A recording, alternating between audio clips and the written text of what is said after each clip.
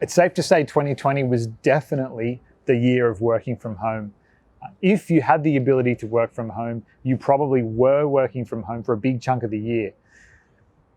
If you read the press, pretty much any news outlet, everyone says that working from home was an overwhelmingly positive experience and there wasn't a lot of detractors from it. We've been running a bunch of tests at Talk this year. We obviously were working from home when it was mandated by the government for a number of months. Then we moved to a hybrid model. We spent some time at home, some time in the office. Then we spent another month working completely in the office. And we wanted to take our time to develop our understanding of this whole working from home, working from the office, working hybrid situation, because we wanted to make decisions based on what was best for our business, not what was mandated by the government or what was trendy at the time. Of course, we're following all government guidelines, but there's an extension beyond that of thinking beyond COVID and thinking about the longer term ramifications of working from home. The jury is still out on how Talk will operate in this new sort of way of thinking long term. In the medium term, we've got a hybrid model going where we have a remote team in Brazil and the UK. They work exclusively from home. And then in Australia, we have a team that works 2 days a week from the office and then 3 days a week from home. We've sort of covered off how we've conducted those experiments in more detail and how we've landed on what we've landed on in other content. But something that we've been talking about a little bit more is everyone's personal feelings about where we've landed.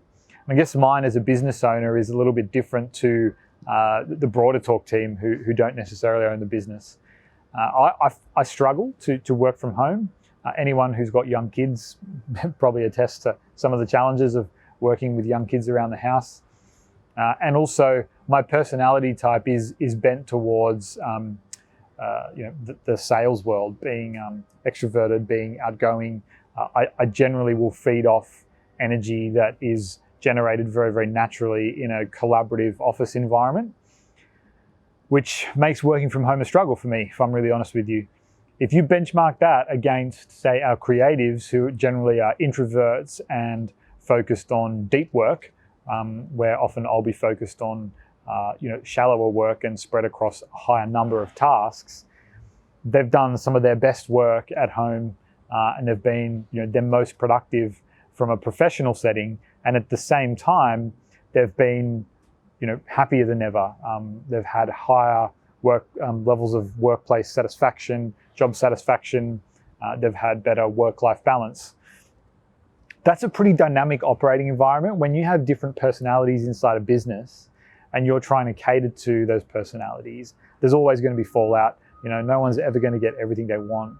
But what it's really about at the moment is identifying the core groups of personality types that you have in your business and then matching a working model to the broadest cross-section of those personality types possible.